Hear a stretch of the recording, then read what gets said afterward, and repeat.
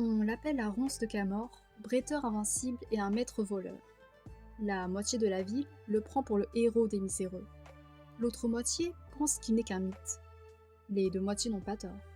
Sachant à peine manier l'épée, Locke la Mora est à son grand dame la fameuse ronce. Ses exploits sont des escroqueries de la pire espèce, et lorsque Locke vole aux riches, les pauvres n'en voient pas le moindre sou. Il garde tous ses gains pour lui et sa bande, les salauds gentilshommes. Mais voilà qu'une mystérieuse menace plane sur la cité de Camor. Pris dans un jeu meurtrier, Locke et ses amis verront leur ruse et leur loyauté mises à rude épreuve. Rester en vie serait déjà une victoire.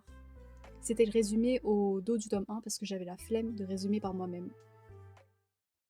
Hey, bienvenue dans un nouveau vlog lecture très spécial puisque dans ce vlog je vais dévorer une saga entière, plutôt une trilogie entière, les 3 premiers tomes d'une saga parce que apparemment la saga est en cours mais ça fait des années que c'est en stand-by et on ignore quand sortira le 4e tome.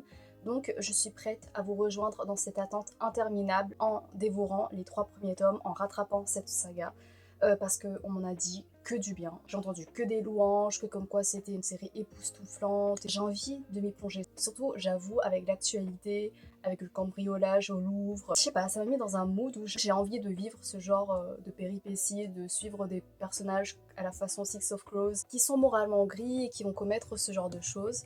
Et donc, nous allons lire ensemble, enfin pas trop ensemble parce que je vais pas vous spoiler au cours de mon avancée, mais Les salauds gentilshommes de Scott Lynch publié chez Brajlon. Voilà, j'avais craqué d'un coup, j'ai acheté toute la trilogie. J'espère vraiment que je vais accrocher déjà parce que sinon ça pète les fesses. Mais même si je sais qu'il ne faut pas trop accorder du crédit à la popularité de certaines sagas, de certaines œuvres, parce que en général ça ne matche pas forcément avec ce que j'aime et donc faut pas vraiment que je fasse confiance à tout ça. Mais je me dis, les arguments autour des salauds gentilshommes, ça m'a tellement convaincu le fait qu'apparemment on suit une sorte de fin de famille, que les personnages ils sont charismatiques et qu'il y a beaucoup d'émotions et que c'est dynamique, c'est vivant. Alors pour tout vous dire, j'avais commencé le tome 1 des salauds gentilshommes il y a un peu plus de 2 ans et j'avais mis en pause parce que j'étais dans une période assez chargée où je devais me préparer pour partir à Taïwan. Donc j'étais pas vraiment dans le mood pour m'immerger dans un récit aussi intense, aussi riche. Je trouvais qu'au niveau de la plume, c'était à la fois exigeant et très fluide. Enfin vraiment, il y a un dynamisme, il y a une énergie. Dès les premières pages, je comprenais l'engouement autour. C'est juste que je restais encore en surface, je restais assez détachée des personnages. Et je sais pas, il y a un truc qui me manquait. Du coup, j'espère vraiment qu'au cours de cette saga, je vais réussir à m'attacher aux personnages et à être autant sous le charme que vous de Locke, la Mora, je crois, qui est le héros et j'ai l'impression que c'est un personnage qui fait chavirer les cœurs. Aussi, je voulais faire un challenge en mode je dévore cette saga en une semaine et tout, mais je crois qu'il y a plus de 2000 pages. Hein. Donc en une semaine, j'ai peur que ce soit indigeste. Donc je pense que je vais aller au fur et à mesure, mais je vais le dévorer. Je vais pas attendre 3 mois, 6 mois, une éternité entre chaque tome, sinon je vais oublier. Là, c'est vraiment, je dévore, je binge read. On est le vendredi 24 octobre. Ce sera pas pour tout de suite parce que là, je me lance dans un challenge de week-end ami. Et ce challenge fait l'objet d'une autre vidéo. Donc ça, je vais commencer la semaine prochaine à partir de lundi, mardi 27-28 octobre. Et waouh, ça va être incroyable. Ça va être incroyable. J'espère vraiment que je vais accrocher. Je crois qu'il y a une romance assez mélancolique entre Locke et peut-être une autre femme qui a l'air assez énigmatique, inaccessible ou quoi. J'espère que ça va pas trop me saouler parce que j'aime pas les romances de base. Ou alors j'espère que c'est bien écrit, que bon, ça reste secondaire. Voilà, j'ai hâte de partager cette aventure avec vous. Et j'arrête de le rater parce que cette vidéo risque de durer des heures littéralement. Donc à toutes pour le premier bilan. On est le mercredi 29 octobre et je n'ai toujours pas commencé. En fait, si j'ai un peu commencé, mais je suis à page 13. Et en fait, je voulais faire un petit jeu, un petit truc que j'avais vu passer sur Instagram d'une fille qui montrait son rituel de préparation pour commencer une nouvelle lecture. Et dans ce rituel-là, elle choisissait de manière spécifique son marque-page. Et en fait, c'est quelque chose que je fais, mais que je montre pas forcément, parce que c'est un truc que j'ai intégré, c'est un truc que j'ai normalisé, donc je me dis, bon, c'est pas si intéressant que ça.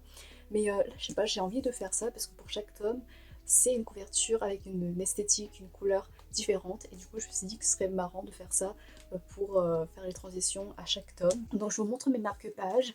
Déjà il y a ça, ce sont des marque-pages que j'ai pu faire. J'ai aussi plein d'autres marque-pages ici. Voilà, je pense que je vais partir évidemment sur un ton plus orangé. Le marque-page que j'avais mis temporairement, c'était celui-là. C'est un marque-page de Benjamin Winter. C'est genre un artiste que j'ai fait en convention. Et du coup, comme sur le marque-page, il y avait Bakugo, du coup, je l'ai pris. Mais j'ai pas envie de prendre celui-là. J'ai fait un marque-page de Bakugo moi-même avec des planches du manga. En plus, là, il y a de nouveau la hype autour de Bakugo avec l'anime. Voilà, je vais pas spoiler et il faut que je rattrape l'anime. Du coup, je me dis peut-être que mettre un marque-page de Bakugo, ça pourrait me motiver pour reprendre les épisodes. Et en plus, ça peut coller, c'est un peu au ton orangé, mais ça on voit pas trop parce que c'est caché par les images. Il y a celui-là. Il y a celui-là, c'est de All for the Game que j'ai fait. C'est aussi orange. Ah, de Vi. Ça fait longtemps que je n'ai pas sorti. Ça correspondrait peut-être pas bien au niveau couleur, mais au niveau peut-être des vibes, le fait que là on suit des marginaux et que Vi également elle a dû faire des trucs, elle a volé et tout pour survivre, pour faire ses preuves, donc ça peut peut-être coller au mood, et en plus ce serait une bonne occasion pour mater Vi une fois de plus. Regardez ce marque-page, c'est Sada Haru, c'est de Gintama, de mon manga préféré, c'est trop mignon, mais ça collerait pas trop, désolée. De la cité de Béton, j'ai plein de marque-pages autour de ça et là c'est mon amoureux. Mais je veux un truc orange. Ça c'est des oniriques en 2019. Aura, c'était trop bien. J'ai rencontré Christelle Tabos là-bas. Meilleur souvenir ever. Il irait bien. Je vais mettre de côté, je vais voir. Les marque-pages de la saga de Persona de Yelena, ça irait bien également. J'avais fait un marque-page sur Nico D'Angelo de Percy Jackson. Le derrière, j'aime pas. Oh, mais c'est un truc d'Halloween. Ah bah je vais l'utiliser, mais j'ai pas pu le plastifier. Donc il faudrait que je fasse gaffe avec. Et en vrai, ça pourrait bien coller parce qu'on est le 29 octobre, c'est bientôt Halloween. Donc ça peut grave le faire. Je pense que je vais prendre celui-là. J'ai fait un peu à ces couleurs avec la couronne parce que c'est un roi, c'est le fils d'un grand dieu. Là c'est les cartes de Mytho Magique, là c'est de McDo. On boycotte McDo hein, évidemment, mais à ce moment-là je savais pas. Et surtout, enfin, Nico il utilise des trucs de McDo pour ressusciter les morts, ce qui est un peu ironique parce que McDo participe à un génocide, donc voilà. Et est-ce que ça correspond bien? Bah pas trop, mais c'est Halloween et du coup, bon, voilà. En fait, ça fait des jours que je procrastine cette lecture, ça fait depuis lundi dernier que je devais commencer, j'ai toujours pas commencé. Donc il faut que je me magne le popotin. Allez, salut. C'est le soir, je viens juste pour faire un tout mini bilan sur le tome 1 parce que j'ai lu que une centaine de pages. Mais en fait, je voulais juste partager mon enthousiasme dans cette lecture. En fait, j'aime bien les vibes, l'énergie qui s'en dégage. Et parfois, je me surprends à sourire automatiquement juste parce que je suis bien avec les personnages. Enfin, en tout cas, j'ai hâte d'en apprendre plus sur eux. Leur vivacité, leur sarcasme, leur humour. Enfin, je sais pas, il y a un truc qui est vraiment bien qui s'en dégage. Donc là, j'ai qu'une hâte, c'est de m'y replonger. J'espère que ça va perdurer. J'espère que voilà, je vais m'attacher encore plus aux personnages. Il y a vraiment quelque chose de vif, de incisif dans les scènes, dans la tournure des phrases, le choix des mots.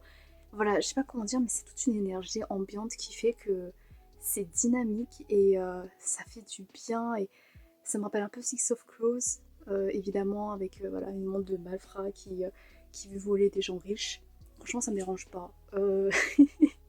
À un moment, ça parle du fait de ouais, faudrait taxer les riches qui ont trop d'argent et qui savent pas gérer. Je suis en mode, bah c'est ça, il faut taxer plus les riches quoi. Voilà, bon bref. Je m'y sens bien avec les voleurs. C'est un peu cathartique dans un certain sens, vu dans la société où on est actuellement. Et voilà, j'arrête de balloter et je m'en vais savourer cette lecture. Hey, je vous retrouve, on est le jeudi 30 octobre et je reviens pour un premier bilan du tome 1 des Salauds Gentilshommes. J'ai lu tout le livre 1 et j'ai déjà pas mal de choses à dire. Déjà, j'apprécie beaucoup, j'accroche beaucoup. Comme je l'ai dit au niveau de la plume, je trouve qu'il y a vraiment une vivacité dans les tournures des phrases. Il y a du sarcasme, il y a de l'énergie, il y a vraiment quelque chose qui donne du peps. Et en plus, au niveau de la narration, on est directement plongé dans l'action. On découvre, on rencontre les personnages à travers un plan mis à l'action. Et ça c'est trop cool. Et en plus, en parallèle de ça, il se passe d'autres choses parfois. Dans certaines scènes, dans le présent, par exemple, ils sont en train de faire un truc et à côté, il se passe d'autres trucs. Du coup, ça permet de découvrir l'univers de manière très riche, stimulante. Et parfois, il y a des parallèles avec ces scènes-là, c'est pour renforcer quelque chose en rapport avec les personnages, en rapport avec la situation dans laquelle ils sont. Après, on a également des interludes, des chapitres d'interludes qui permettent de revenir dans le passé et de découvrir un peu plus le passé de Locke et de ses compagnons. Donc il y a un énorme world building, enfin vraiment ça foisonne de détails, de nouveautés, c'est étourdissant. Et je vous résume très grossièrement, en gros on va suivre une bande de voleurs qui sont très doués, qui vont s'en prendre à des fortunés. Ils font des plans, mais des stratagèmes. En fait c'est hallucinant parce que ce sont des stratagèmes à plusieurs niveaux, à plusieurs couches, dans lesquels ils vont utiliser des raisonnements hyper fins qui vont être poussés loin pour appréhender le plus possible. Du coup, c'est semé de mensonges, de rebondissements, et en fait, plusieurs fois, tu peux rien prendre pour acquis, dans le sens où ils te partagent pas forcément leurs plans avant de les exécuter, et du coup, tu tombes dans le piège et tu te fais berner comme les fortunés. Et du coup, il y a un peu ce sentiment de... ce sentiment trop drôle où après, tu découvres l'envers du décor et t'es en mode ah ok, en fait ils avaient déjà une longueur d'avance et du coup c'est une narration qui favorise énormément les surprises. Au niveau des personnages, Locke, le héros, je sens qu'il y a un véritable charisme autour de lui.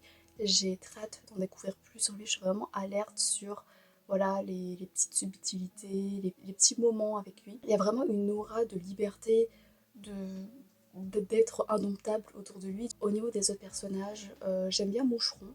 Au début, j'avais grave peur pour lui, qu'il se fasse prendre et qu'il meure dès le premier chapitre. Mais pour les autres, je trouve que ça manque encore de caractérisation. J'essaye un peu de les distinguer, de les identifier. Mais pour moi, c'est encore assez flou. Pour moi, c'est assez brouillon encore.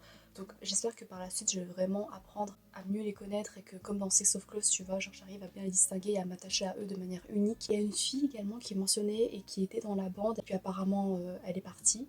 Et elle a laissé un goût assez amer chez Locke. Enfin, on sent qu'il y a une histoire entre elle et lui. Donc peut-être il y a eu un amour contrarié. J'espère vraiment qu'on en apprendra plus sur elle et qu'elle va pas être cantonnée au personnage féminin très éthéré, très mystérieux. Enfin, vous savez, ce genre de cliché de personnage féminin, ça je déteste ça parce que je sais pas, ça joue vraiment sur le cliché de la femme mystérieuse et tout. Bref, vraiment j'espère qu'on va s'attacher à elle parce que bah, ça manque cruellement de personnages féminins comme on est avec une bande de malfrats masculins seulement. J'avoue que c'est un peu libérateur également de voir des nobles se faire tromper et se faire voler. Il y a plein de scènes qui sont assez, assez amères, assez révoltantes. Ça insiste sur les inégalités, sur la misère qui rend beaucoup d'enfants orphelins. Surtout que tu vois que les nobles, en fait, ils participent à ce marché illégal avec les voleurs. Enfin, je vous laisserai voir.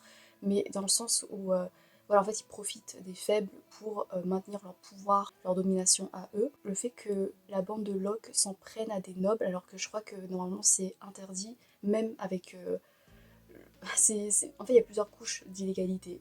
Il y a l'illégalité des voleurs, des vols, mais c'est quand même accepté par la noblesse, par la police, qui sont corrompus et qui participent à cette illégalité-là. Tant que ça ne touche pas eux, et du coup, il y a un marché entre eux. Si j'ai bien compris, dans le présent, Locke et sa bande, ils enfreignent ce pacte-là pour s'en prendre aux riches également, alors que ce pacte est censé les protéger. En plus, le fait que ça résonne un peu avec notre actualité, fait que bah, les riches cognent sur les pauvres pour rester toujours plus riches et nous toujours plus pauvres. C'est pour ça que je suis de tout cœur avec Locke et sa bande, même si voilà, ils volent pas pour donner aux pauvres, je crois que c'est juste pour eux et pour devenir plus riches eux-mêmes, mais j'accepte parce qu'eux ils ont connu la misère et puis ils sont drôles, et voilà, je suis du favoritisme et on s'en fout.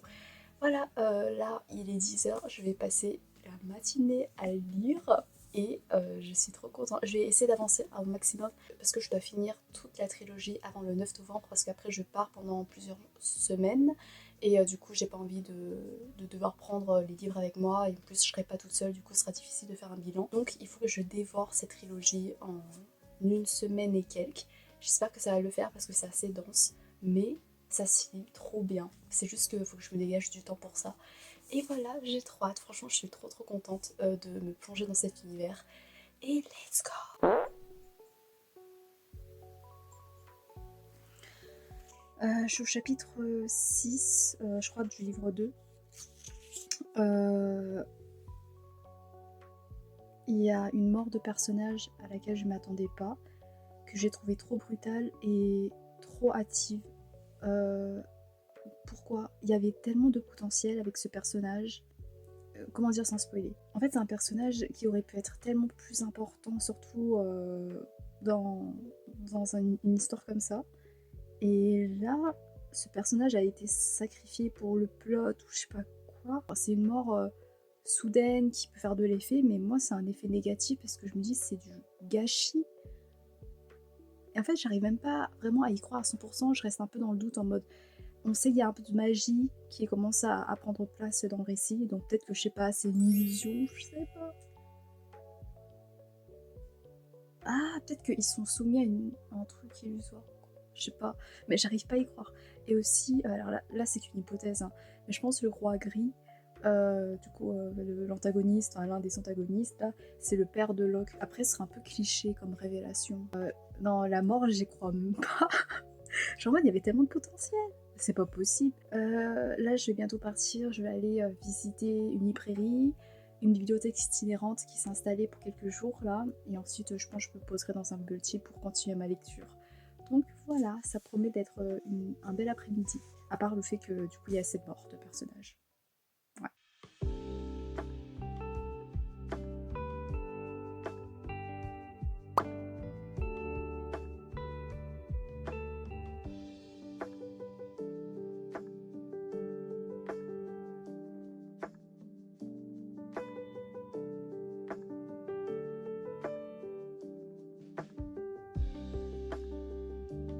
C'est tellement grand ici. Moi, je m'attendais pas. Il y a tellement de livres.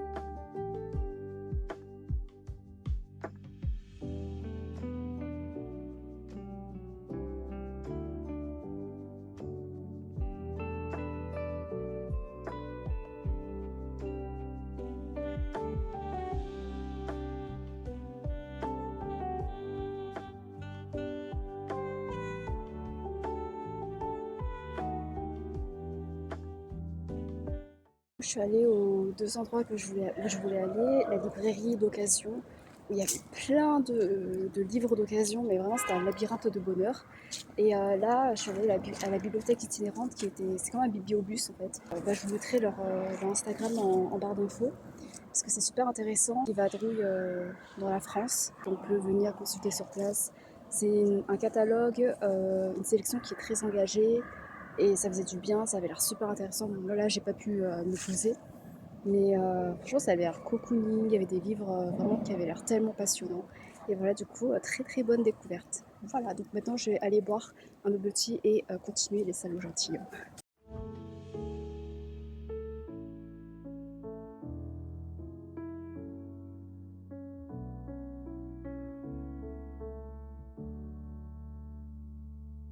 Hey, je vous retrouve, on est le lendemain, le vendredi 31 octobre. Hier, comme vous l'avez vu, je suis allée en librairie, en bibliothèque itinérante. Je me suis procuré à la librairie d'occasion ce livre, 1000 ans de joie et de peine de Ai Weiwei, publié chez Livre de Poche. Je suis trop contente parce que je l'avais vu nulle part, je connaissais même pas l'existence de ce livre. Et en gros, c'est l'autobiographie de Ai Weiwei qui est un artiste chinois qui est considéré comme dissident face à la manière dont est géré le gouvernement chinois. Ça peut être super intéressant de nous plonger dans sa sensibilité artistique, dans ses productions, dans les messages qu'il veut faire paraître, dans son militantisme par rapport à ça. Et en plus, ça correspond un peu aux vibes de ce vlog, puisque dans les salles gentilshommes, voilà, on va suivre des marginaux, des gens qui sont contre le pouvoir, qui, voilà, même si lui, je crois que c'est plus dans la légalité, et encore, enfin, la légalité au final, c'est assez subjectif par rapport à la société dans laquelle tu baignes, mais bref, voilà, donc j'ai trop hâte, et voilà, ça m'a coûté 3 €, et encore une fois, la librairie, elle était hyper impressionnante, il y avait tellement de livres d'occasion. Mais pour en revenir au sujet de la vidéo, donc deuxième petit bilan des salauds gentilshommes, je suis au livre 3, au chapitre 10, donc j'ai un peu avancé dans le livre. Bah c'est la merde, voilà, je vais pas spoiler, mais si vous savez, vous savez, le tonneau, voilà. On a une guerre de pouvoir qui se prépare, on voit un peu plus voilà, les différents clans, les différents enjeux, ça c'est plutôt intéressant. Il y a plusieurs intrigues qui se superposent et donc j'imagine qu'elles vont petit à petit coïncider pour se rejoindre et pour faire exploser le truc. Moi j'aime trop ce genre d'intrigue où il y a plusieurs couches narratives et du coup ça se rejoint petit à petit. Et je m'attends peut-être à une fin grandiose grâce au génie de Locke Lamora. Bon là il est un peu dans une situation assez délicate. On a Jean également qui est un personnage qui est plus développé, Jean qui fait partie de la bande de malfrats de Locke. On voit sa rencontre avec Locke, avec les autres, on voit comment il arrive à s'intégrer, à se faire une place, on voit comment voilà, qu'est-ce qu'il peut apporter à ce groupe et comment il arrive à trouver plus d'assurance. Et c'était touchant parce que tu vois le développement de sa relation, de son amitié avec Locke, qui au début n'était pas forcément évidente.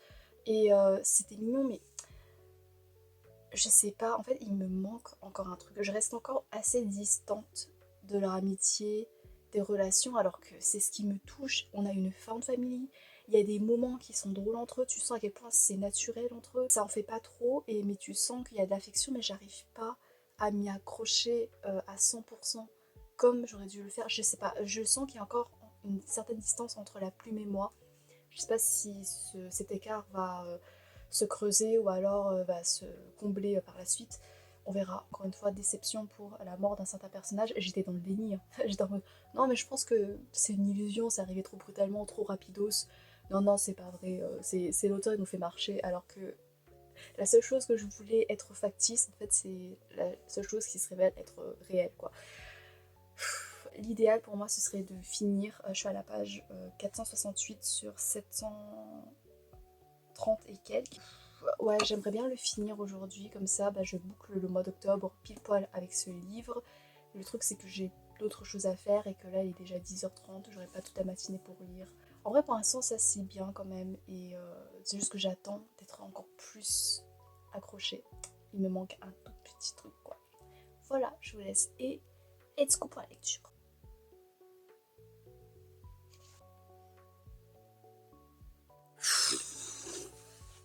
J'ai même pas eu le temps de m'attacher à certains personnages que pouf, le petit chapitre 4 du chapitre 10, je crois, toujours.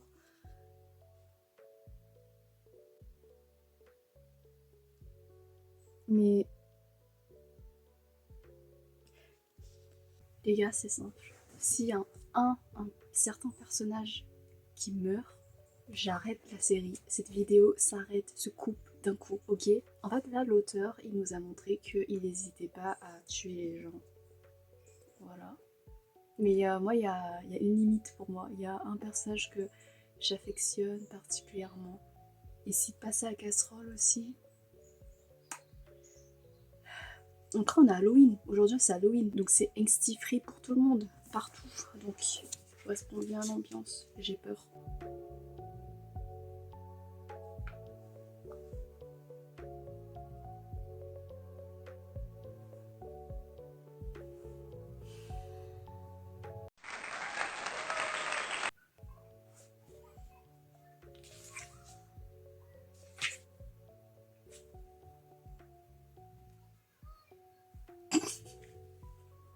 À quoi ils servent les deux autres tomes en fait? vu tout ce qui s'est passé, je m'attendais pas à ce que l'auteur prenne une direction aussi drastique. Je m'attends à ce que Locke il nous fasse une dinguerie. Je voulais une fin grandiose, là il n'y a aucune raison pour que je ne l'ai pas. C'est dommage parce que j'ai pas été bouleversée comme j'aurais voulu. Mais je vous ai dit, en fait, il me manquait un truc et là, le truc... bon, voilà. Mais donc là, mon dernier espoir pour que vraiment j'accroche jusqu'à la fin, c'est que le plan de Locke, il soit incroyable, il soit grandiose, il soit épique, badass, tout ce que tu veux, et que ça m'en mette plein les pirettes. Voilà, j'espère que ça va être hyper satisfaisant. J'ai hâte de voir ce qu'il va nous concocter.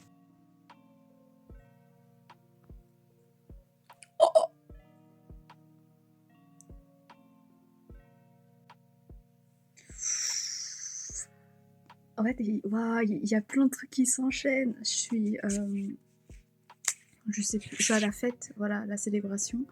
Et il y a un gros retournement de situation. Waouh. En fait, c'est tellement extrême à chaque fois. On est le soir d'Halloween et au lieu d'aller m'éclater comme la plupart des junts, je vais tenter de finir les sacs gentilshommes. J'espère que Locke il nous prépare un plan de malade pour que ça refasse ma soirée d'Halloween. Genre, j'espère que je vais passer la meilleure soirée, la best fête ever grâce à Locke. Juste très rapidos, je suis au moment où il y a les retrouvailles entre le roi gris et Locke vers la fin pour le grand final, j'imagine. Et genre, c'est trop satisfaisant. La description de la réaction du roi gris, je suis en mode eh ouais, bitch. Faut quand même rire parfois parce que c'est la catastrophe, un peu quand même.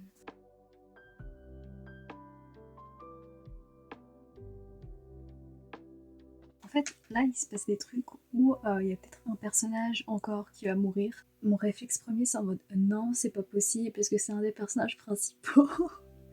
Alors que l'auteur nous a déjà montré, nous a déjà prouvé que ses limites, c'est de la gadoue.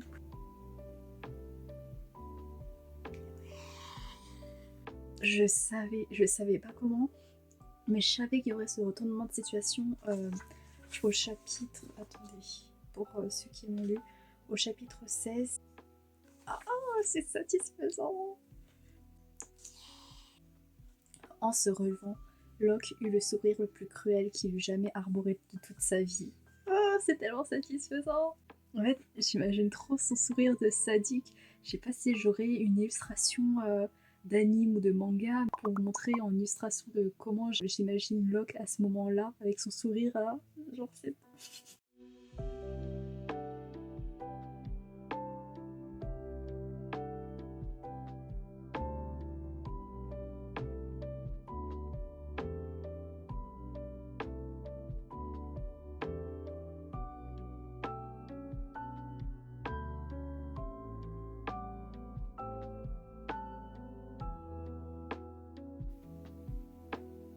L'offrande mortuaire.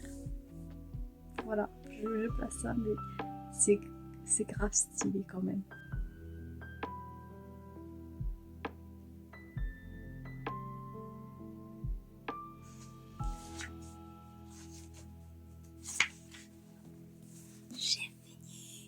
J'ai fini. Je vous ferai un bilan demain. Je pense que je vais pas trop parler de toute façon parce que sinon la vidéo elle va être interminable. Mais là sur le tas, la fin il y avait quand même de bons moments. Franchement, le dernier combat, franchement il était cool. Après je pense peut-être je m'attendais à un petit truc, quoique non. En vrai non ça allait. Franchement ça va. C'était cool. Bon bref voilà. Je vous laisse et on se retrouve demain pour le petit bilan, un tout petit bilan et le début du tome 2. Wow. Hey, je vous retrouve, on est le lendemain, le samedi 1er novembre. Ouais, je sais pas pourquoi on se réjouit, ça sert à rien. Je vous retrouve pour un tout petit bilan sur le tome 1 des Salauds Gentilshommes que j'ai dévoré en l'espace de 3 jours. Mais franchement, ça se lit tellement bien. Alors, je vais pas revenir sur les éléments que j'ai déjà relevés précédemment parce que sinon ce serait interminable. Pour la dernière partie, à un moment, il y a un petit chapitre qui esquisse un peu des personnages féminins assez forts, qui montrent en tout cas qu'elles ont une place importante dans le world building. Le truc, c'est que ça reste secondaire, ça reste encore trop léger pour moi. Le cast, il est principalement masculin. Et je pense que c'est ça mon gros frein peut-être dans cet univers, c'est que je suis surtout des personnages masculins et même si voilà, ils sont quand même assez attachants ou assez intéressants, mais c'est trop frustrant parce que les femmes, elles occupent le devant de la scène mais durant un très court laps de temps et c'est pas plus pertinent que ça et du coup le soupçon de féminisme où par exemple ça décrit qu'il y a une caste de femmes hyper fortes respectée même par le mec qui est censé être au pouvoir dans la ville, bah c'est cool, mais ça reste vraiment secondaire. Mais c'est pas plus exploité que ça.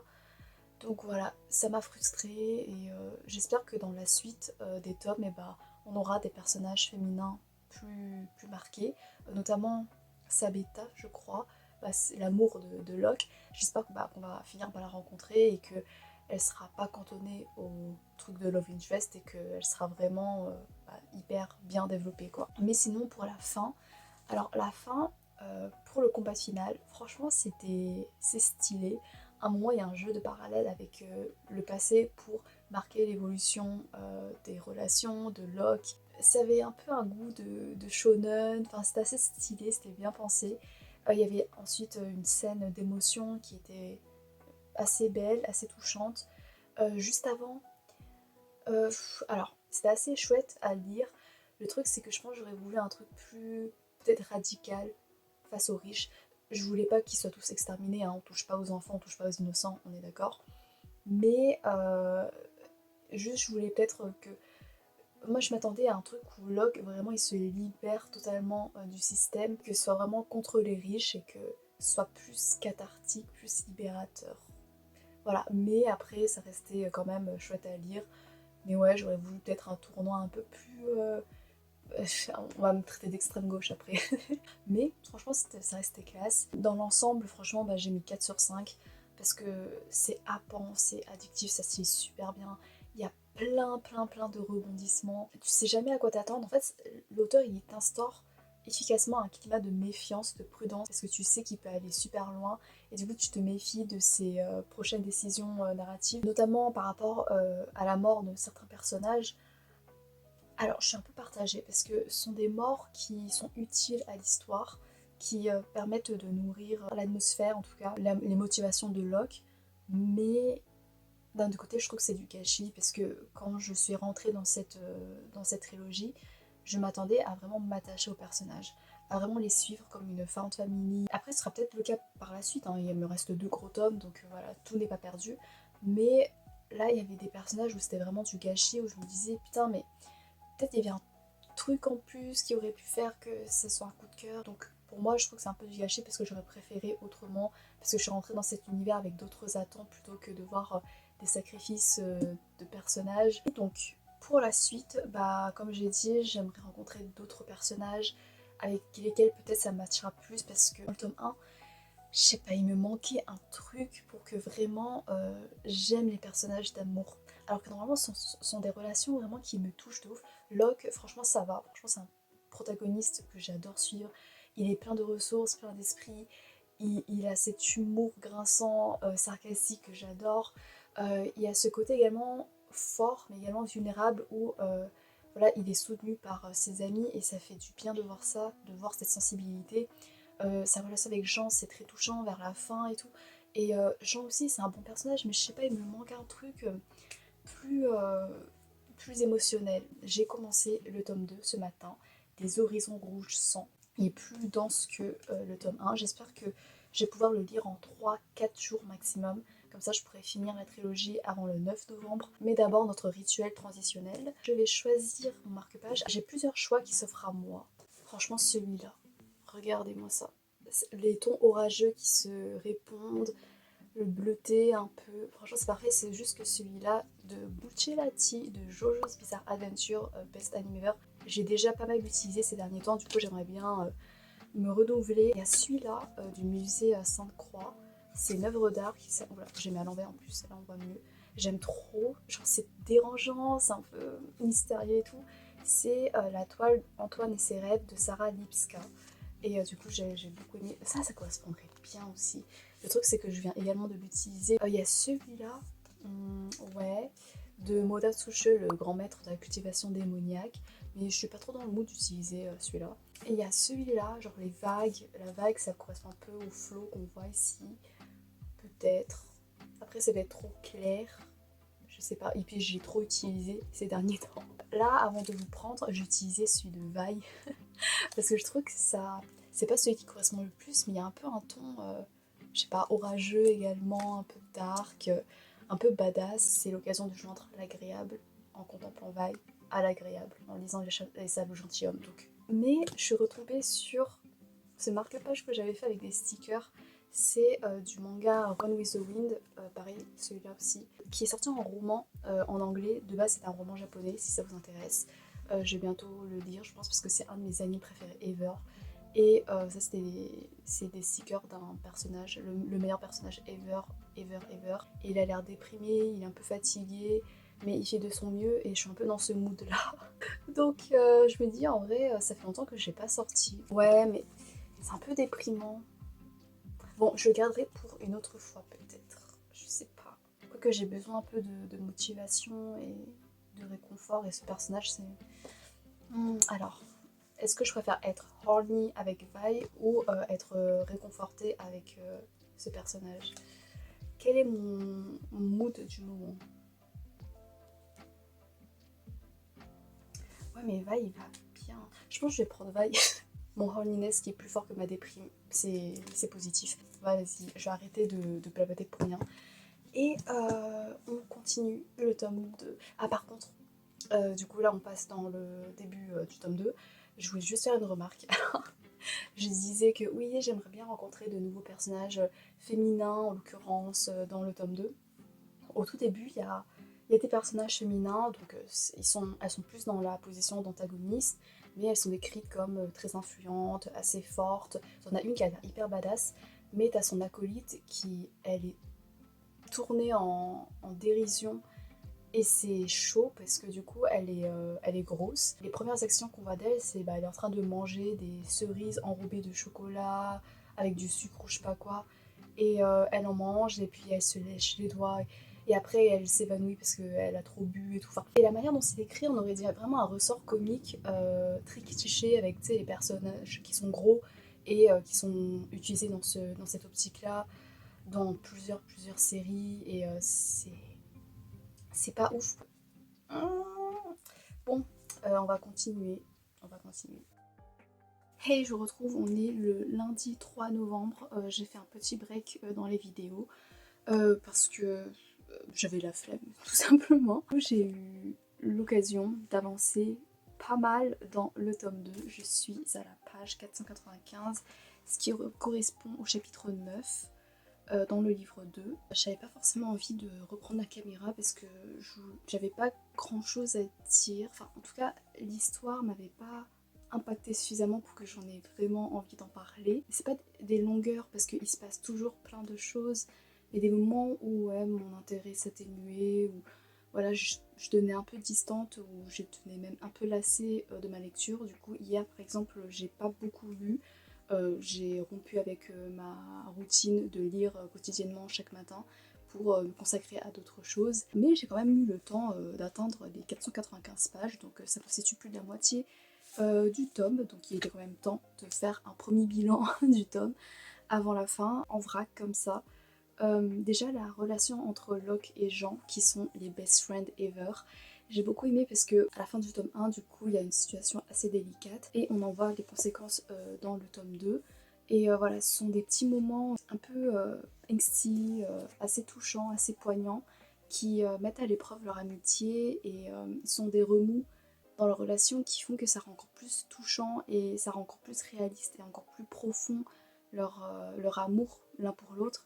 Et c'est très beau à voir, enfin, il y a des déclarations d'amour, genre c'est trop mignon, limite j'en avais les larmes aux yeux et j'étais en mode c'est ça qui me manquait. Après je suis pas encore 100% attachée, mais je suis quand même hyper émue et je me dis c'est vers là en fait que ça doit aller pour que ça me touche véritablement. Donc j'aime beaucoup vraiment comment ça exploite ça, comment ils peuvent être vulnérables l'un pour l'autre, comment ils se soutiennent, même quand il y a des désaccords. Par rapport à Locke, il y a une sorte de décentralisation qui s'opère dans son combat. Petit à petit, il se rend compte, enfin je pense qu'il se rendait compte déjà avant, mais là il assiste à des horreurs, à de la cruauté humaine, de la cruauté politique, sociale, qui fait que ça remue quelque chose en lui, ça remue en lui une révolte qui dépasse sa propre condition, qui dépasse ses propres intérêts.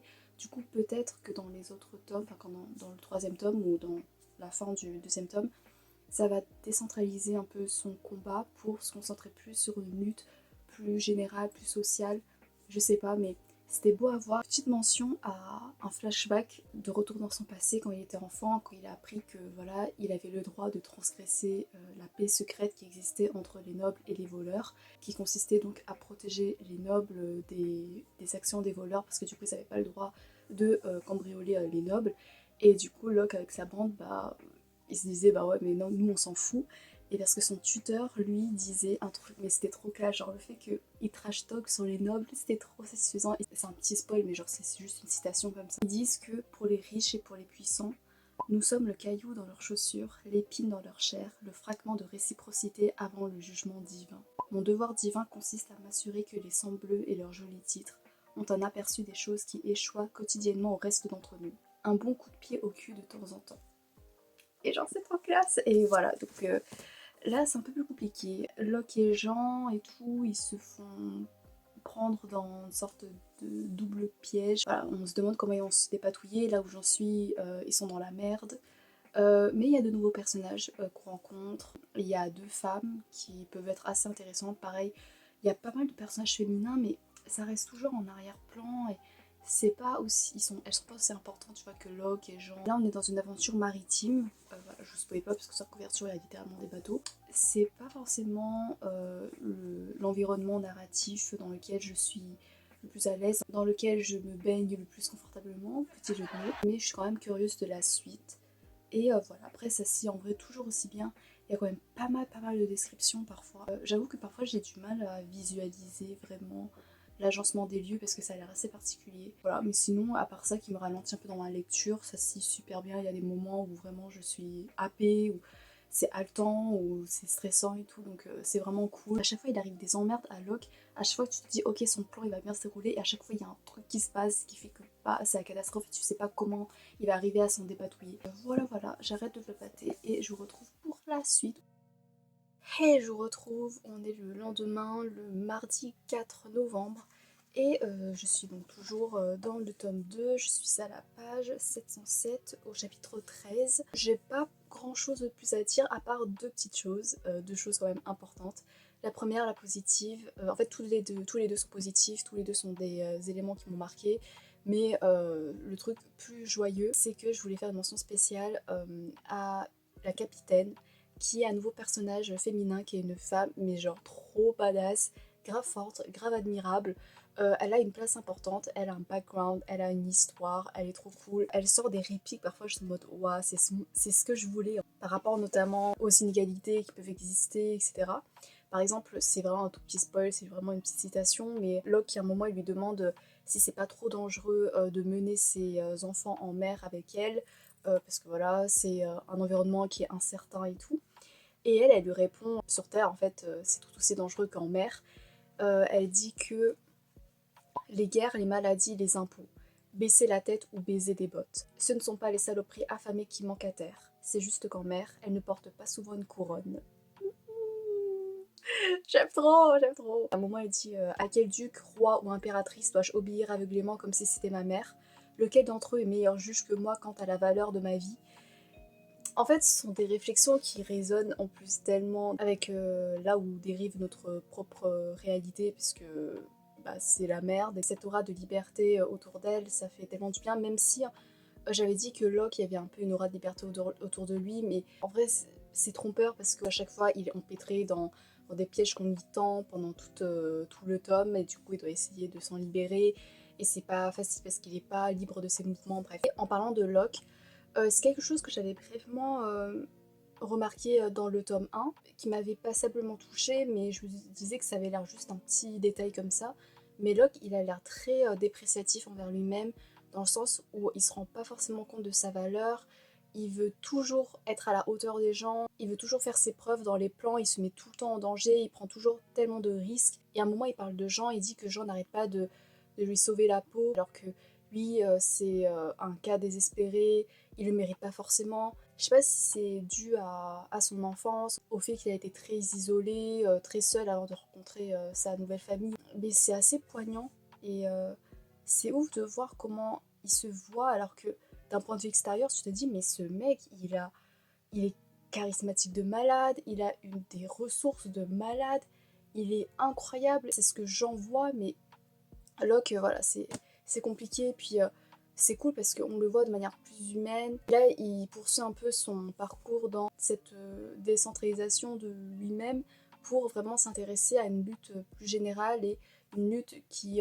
blesse moins les gens, une lutte qui est moins égoïste dans son ambition et qui permet peut-être d'englober d'autres ambitions d'autrui extérieures pour servir une cause commune et voilà, donc c'est intéressant. Il me reste 200 pages. L'idéal ce serait que je finisse aujourd'hui.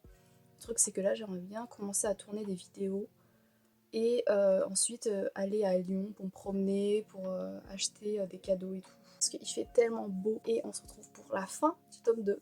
Voilà, j'espère que ce sera une fin grandiose comme le tome 1 ou même plus. Là il y a moyen. Oh, j'ai peur qu'il y ait des sacrifices. Parce que en vrai, là, tout le long, il n'y a pas eu forcément de mort, mais là, maintenant qu'on s'est quand même attaché à une certaine équipe, notamment à la capitaine, oh, imagine elle meurt. Non, non, non, non, non. Voilà, j'arrête de parler et à suivre. Je suis arrivée au livre 3. Là, on part sur un semblant de trahison, mais j'y crois pas du tout.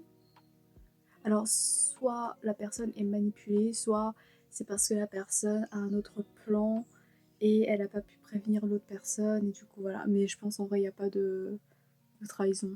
Franchement, j'y crois tellement pas. C'est pas possible. Après, j'ai quand même un petit soupçon dans, dans mon cœur, évidemment, j'y crois pas à 100%. À 99,99998, genre je crois pas.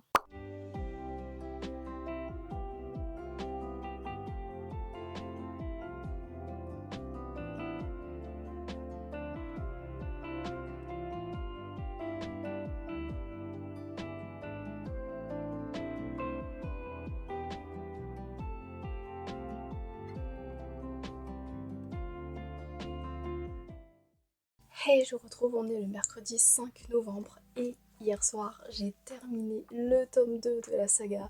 Alors, très rapide bilan, j'ai bien aimé. Je l'ai aimé un peu moins que le premier parce que là on est dans des aventures maritimes et j'avoue que j'ai pas forcément l'habitude d'en lire en format roman parce que sinon dévorer les 1000 épisodes de One Piece, y a aucun souci. Ici, j'avais parfois un peu du mal à visualiser les choses et en fait, en lisant la postface, en lisant la note de fin de l'auteur, je me sens un peu moins idiote parce qu'il assume que il y avait des moments où il savait pas trop de quoi il parlait. J'ai merdé quelque part et je n'ai aucune idée de quoi je parle. Cher lecteur, tout est au mieux dans le meilleur des mondes quand tu es incapable de faire la différence entre quand il arrive à utiliser un bon vocabulaire adéquat à la situation et quand il est en train d'improviser sur le tas. Et je suis en mode, en fait, il est possédé lui-même par l'esprit de Locke parce que ce qui me fascine dans les différents tomes, c'est la manière dont Locke arrive à tisser des mensonges sur le tas pour se sortir de certaines luttes verbales. Et il arrive tellement bien à improviser et à rebondir sur ces mensonges pour faire en sorte que ce soit une toile cohérente. Et en fait, c'est ce que l'auteur il fait un peu quand il parle des trucs maritimes parce qu'il n'a pas forcément l'habitude. Parfois, il utilise un vocabulaire, il sait même pas de quoi il parle. Et du coup, genre, c'est Locke. Bref. Et donc, je me disais que en fait, c'est normal, peut-être si parfois j'arrivais pas trop à comprendre, ou parfois, je sais pas, j'étais un peu lassée, entre guillemets, parce qu'en fait, l'auteur, bon, il est un peu paumé aussi, mais bref. Mis à part ça, encore une fois, on a un double plan, on a un double ennemi. Là, c'était un peu plus corsé que dans le premier tome. On a vraiment l'impression que Locke et sa bande, ils sont pris dans un double piège insurmontable. Et même à la fin, tu vois, genre c'est plus compliqué, c'est ça que j'ai aimé, c'est qu'à la fin, le dénouement, bah c'est pas un happy ending forcément. Ils sont pas sortis de l'auberge, quoi. Et ça me donne notamment envie de lire la suite, évidemment, pour voir comment ils vont peut-être essayer de s'en sortir ou pas. Vraiment le gros point fort je trouve de ce tome et de la saga peut-être en général, c'est la relation entre Locke et Jean. J'aime bien parce que dans ce tome, il traverse pas mal d'épreuves, c'est pas mal tumultueux entre eux, ils vont se remettre en question, ils vont remettre l'un et l'autre en question. Tu vois à quel point ils sont prêts à sacrifier leur propre personne pour sauver l'autre, et à quel point cette réciprocité entre eux, bah ça peut créer des dissensions et voilà, c'est complexe et j'aime bien le fait que l'auteur prenne le temps de développer cette relation parce que je trouve que c'est de plus en plus rare d'avoir des amitiés aussi profondes, aussi complexes, qui traversent autant de choses, qui sont autant remises en question et qui permettent également aux personnages d'évoluer individuellement. J'ai bien aimé leur déclaration d'amour entre eux, les moments de... C'était trop mignon. À la fin, pas de spoil évidemment, en fait la fin ça m'a trop rappelé le Louvre et ça m'a fait tellement rire parce que Locke, à un moment donné, il fait tout un stratagème pour dévaliser, pour cambrioler une sorte d'endroit avec plein d'objets rares. En fait, il fait un plan, mais ça prend tout ça, tu vois, ça lui a pris 200.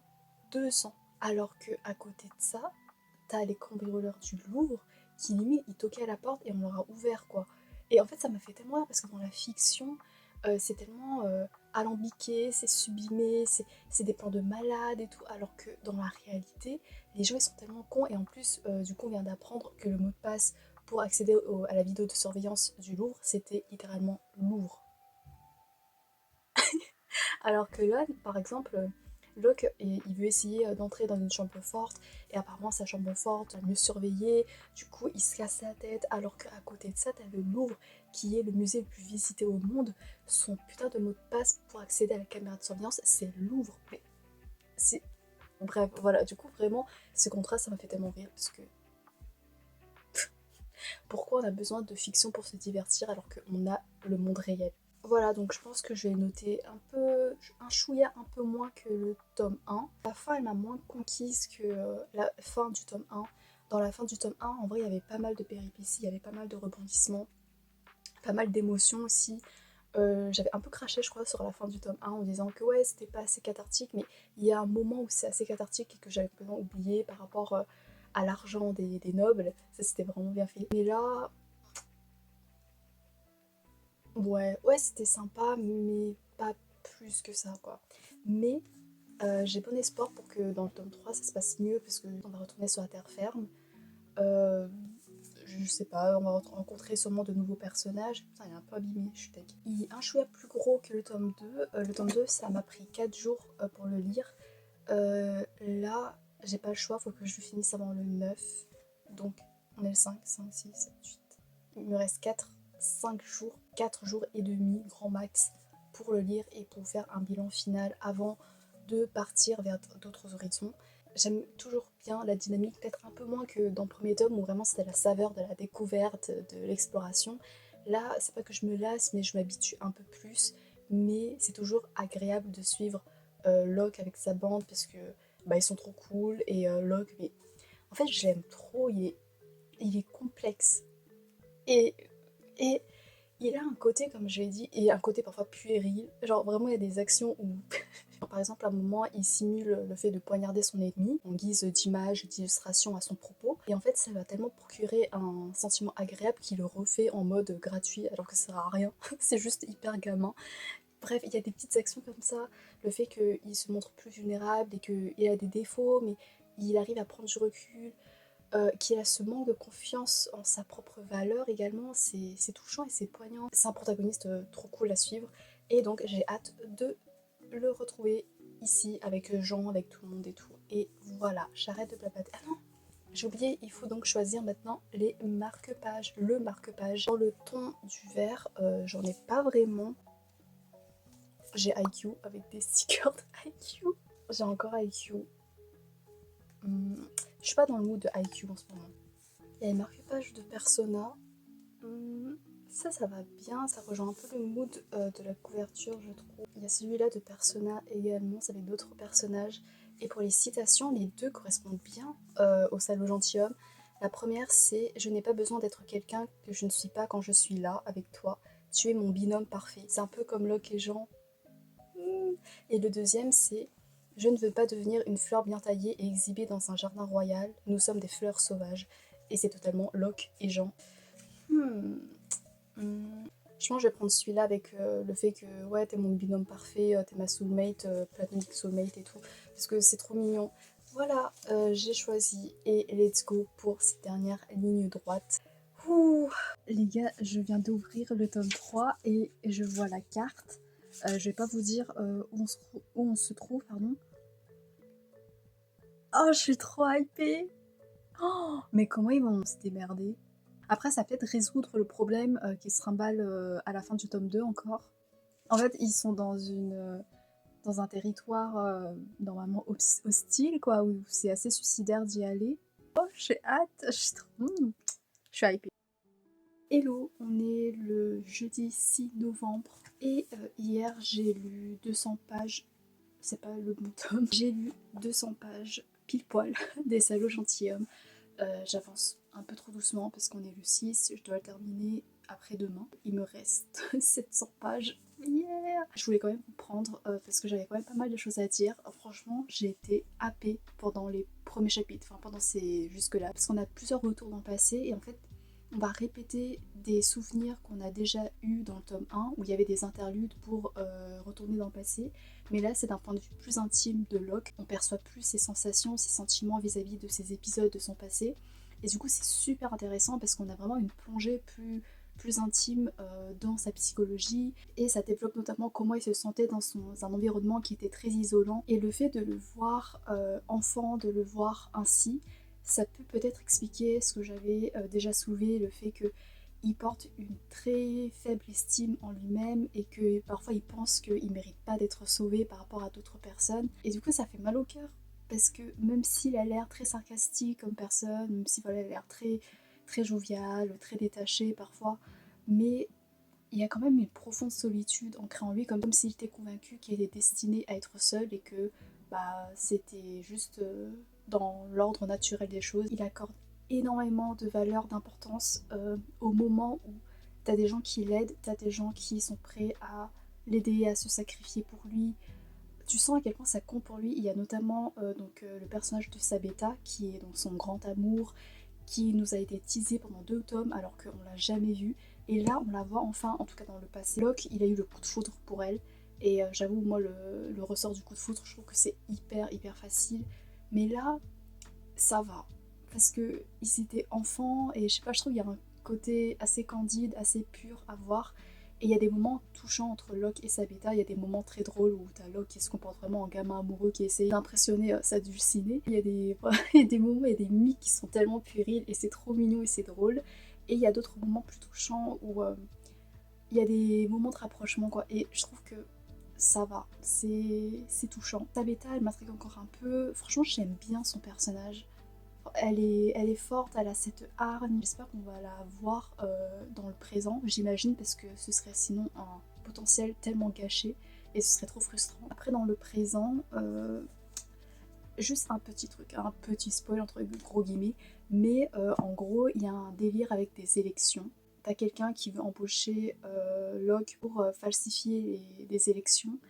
Et en fait, j'étais en mode, mais ce serait tellement bien si dans la vraie vie on pouvait embaucher un Locke, un Jean pour aller falsifier les élections et empêcher l'ascension au pouvoir de l'extrême droite. Les trucs qui se passent dedans par rapport aux discriminations, aux inégalités sociales qui font que ça résonne particulièrement avec la réalité et avec l'actualité, avec ce qu'on vit en ce moment. Donc je sais pas, parfois je le soulève et ça me fait un peu grincer des dents et ça me fait rire un peu jaune.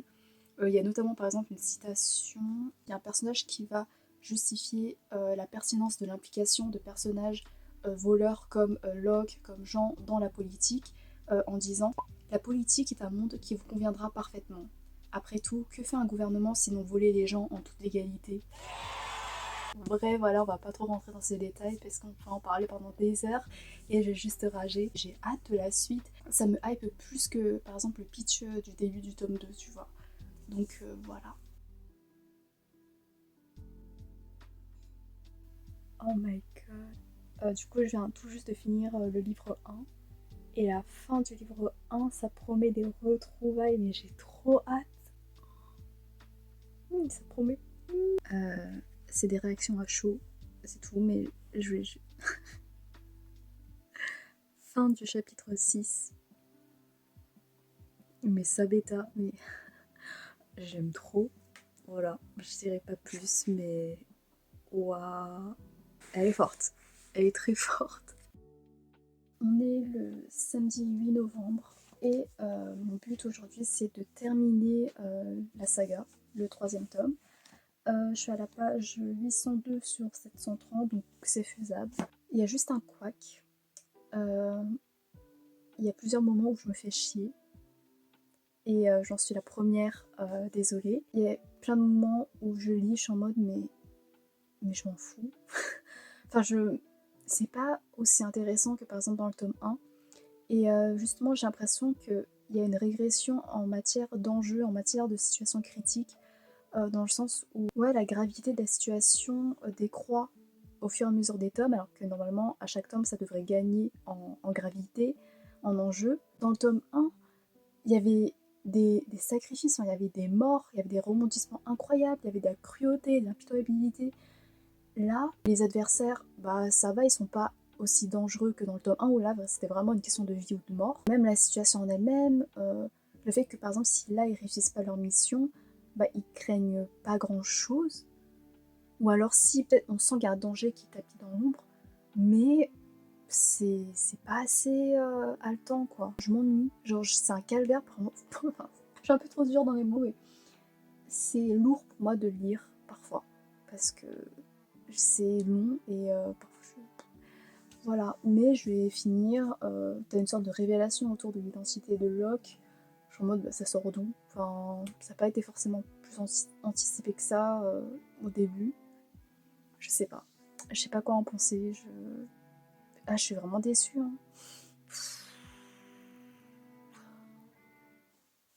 Donc, j'ai terminé les 3 premiers tomes des Salauds Gentilshommes. En fait, en allant sur Babelio, j'ai réalisé qu'il y avait un 4e tome et donc je n'étais pas du tout au courant de son existence. Donc en fait, j'ai pas forcément dévoré toute la saga, en tout cas ce qui est déjà paru. Je me suis un peu trompée, je crois. Mais bon, bref, j'ai dévoré quand même les Salauds Gentilshommes en quelque sorte, même s'il me reste un tome apparemment existant. J'aurais tellement aimé finir la vidéo sur une excellente note. Je pensais vraiment que bah, plus j'allais avancer et plus les tomes allaient s'améliorer en termes de, pas de qualité, mais en termes d'appréciation de lecture, parce que voilà, qui suis-je pour remettre en cause le talent de Scott Lynch. Je ne nie pas le fait que son travail de world building, vraiment c'est tellement détaillé, c'est tellement bien renseigné, c'est ouf en fait, tout le foisonnement de l'univers, des personnages, des relations. C'est juste que au niveau de mon appréciation de lecture, ça l'a pas fait. Après, c'était pas mauvais, mais c'est juste que, vu la bombe qui a été le premier tome, où vraiment je me disais, putain, il y a un potentiel pour avoir une série, une saga, mais tellement poignante et tellement touchante et tellement puissante.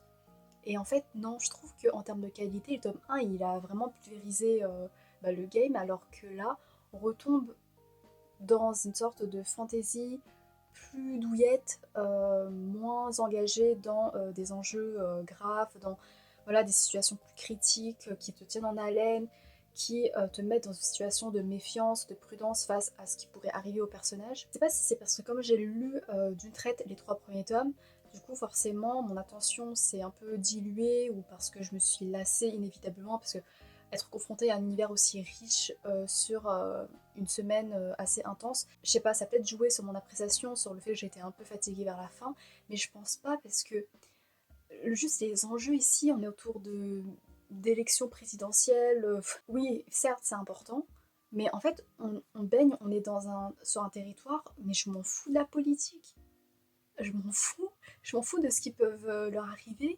On n'est qu'avec des riches, c'est des problèmes de riches, et t'as Locke et sa bande qui doivent travailler pour les riches. Alors que dans le tome 1, ils étaient contre les riches et se faisaient manipuler, certes, mais ils essayaient de s'en libérer, alors que là... Et on en apprend plus sur le caste des mages esclaves, qui constituait une menace grandissante à partir du tome 1. Et il y avait vraiment une aura de mystère autour de ces personnages-là. Et donc là, on en apprend plus sur eux.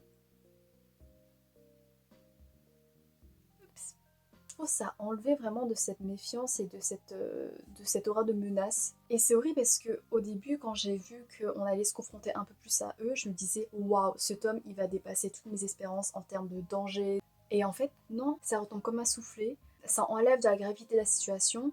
Qu'ils perdent ou qu'ils gagnent, les personnages, ils vont pas forcément subir de grosses conséquences.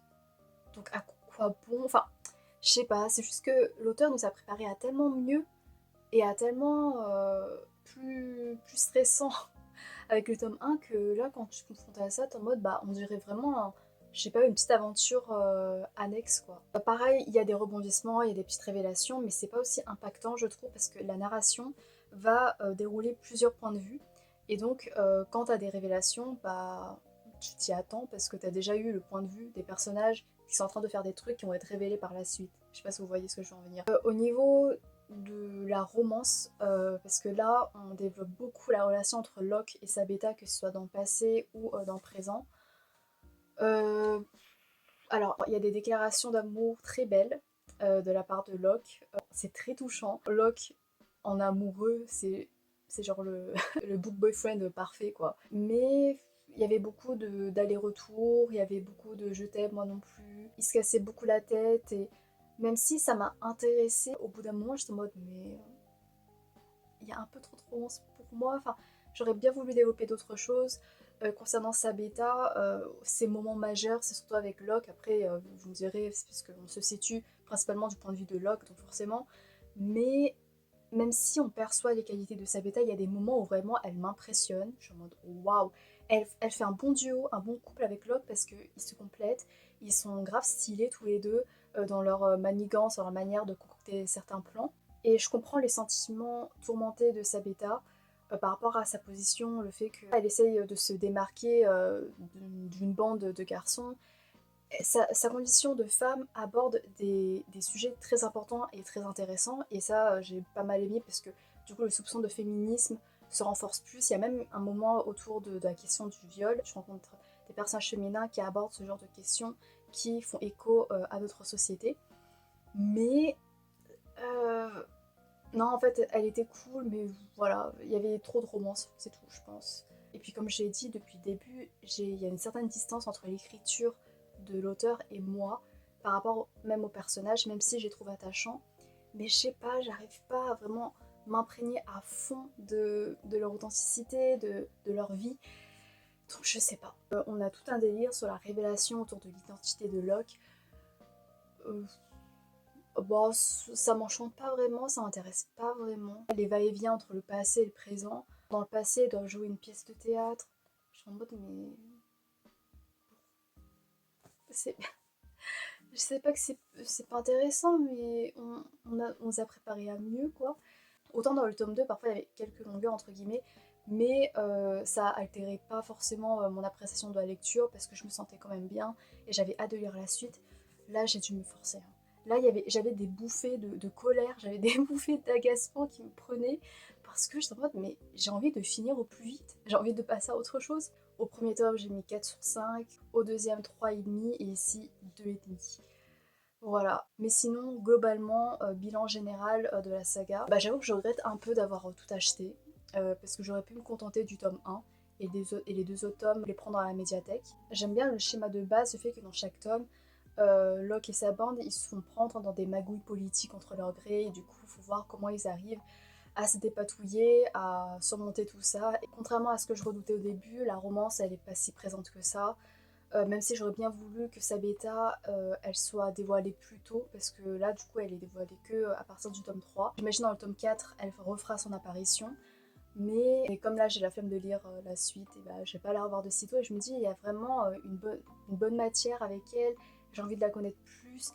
J'aimerais tellement genre un spin-off sur elle, mais en dehors de la bande, elle qui fait sa vie, qui arrive à concocter des stratégies, qui arrive à se débrouiller, qui fait sa life, qui vit des aventures hyper cool. Enfin, j'ai trop envie de la suivre en fait. Et malheureusement, au fur et à mesure des tomes, ça n'a pas vraiment comblé la distance que je ressentais avec les personnages. Certes, je suis devenue plus familière évidemment, mais le fait d'être de plus en plus détachée de ce qu'ils pouvaient vivre, parce que je me disais que bah, c'est pas si important que ça, genre c'est pas si crucial, j'ai été moins intéressée par eux. et c'est horrible, c'est horrible. Et je suis deg parce que par exemple Jean c'est le parfait personnage auquel j'aurais pu tellement m'attacher. Le mec, c'est un ami, c'est même un frère qui est tellement loyal envers Locke. Et d'ailleurs, c'est ce que j'aime trop dans la relation, c'est que c'est une relation fraternelle, mais qui n'est pas linéaire, dans le sens où ils vont faire des erreurs, ils vont se disputer, parfois tu penses que ça va s'améliorer, mais en fait parfois ils refont les mêmes erreurs. Mais c'est pas redondant parce que je trouve que c'est juste réaliste dans une relation parfois où c'est pas que ça tourne en rond parce qu'il y a quand même de l'évolution, mais quand tu es confronté à de nouvelles épreuves, parfois tu vas répliquer les mêmes mécanismes de défense, les mêmes mécanismes traumatiques ou quoi. Donc je comprends. Et c'est ça que j'ai trouvé très touchant, le fait que ouais, l'auteur il est vraiment appuyé sur la profondeur de leur relation. Ça, franchement, merci. Mais je sais pas, je pense qu'il aurait pu avoir plus. J'aurais tellement pu avoir un coup de cœur pour leur relation et même pour Jean. Parce que du coup, quand on revient à Jean, ouais, enfin, le mec il est tellement loyal, il est tellement gentil. Je sais pas, il me manquait un truc alors que c'est vraiment l'archétype du personnage qui me touche. Juste parce qu'il est tellement gentil malgré le fait que voilà, il se bat et que parfois il a des excès de colère. Mais bon, je lui pardonne parce qu'il est trop gentil. Et au niveau de la fin de famille, c'est l'argument premier qui m'a tellement donné envie de me plonger dans la saga. J'avoue que le trope de la fin de famille, j'aurais voulu qu'il soit plus étendu parce que la fin de famille, on la trouve surtout dans le passé ou dans le présent, mais surtout entre Locke et Jean. Avec les autres personnages, j'ai pas assez ressenti ça et c'est tellement dommage. Du coup, c'est très étroit au niveau de la fin de famille parce que c'est surtout entre deux personnages. Voilà, donc je suis un peu déçue. Voilà, globalement, je regrette pas de l'avoir lu. Je suis très contente parce que c'était une saga qui m'intimidait. Parce que bah, c'est très riche, c'est très dense. Même si voilà, en vrai ça se lit bien, c'est juste que d'un point de vue personnel, ça s'est un peu ramassé vers la fin quoi. Est-ce que vous avez déjà lu Les Sept Gentilshommes? Est-ce que vous avez plus accroché que moi? Quel tome vous avez préféré? Est-ce que pour vous, le tome 1 c'était pareil, c'était le meilleur et par la suite c'était cool mais voilà, ça valait pas le tome 1 ou alors au contraire, est-ce que ça s'est amélioré de tome en tome pour vous? Et si vous n'avez pas encore lu, est-ce que vous comptez lire cette saga? Merci infiniment d'avoir regardé jusqu'à la fin. Je pense que ça a été un vlog assez long et donc merci beaucoup beaucoup beaucoup pour votre attention. J'espère vous retrouver pour d'autres vidéos, peut-être quelques-unes de ce genre là, parce que j'ai d'autres sagas dans ma palle que j'ai envie de dévorer. Après je me dis peut-être que c'est pas très productif de dévorer d'un coup une saga, mais parfois ça marchait pour certaines sagas, donc ça dépend. Je sais pas, donc je verrai. Bref. Merci encore et à bientôt peut-être, je sais pas, j'espère. Salut!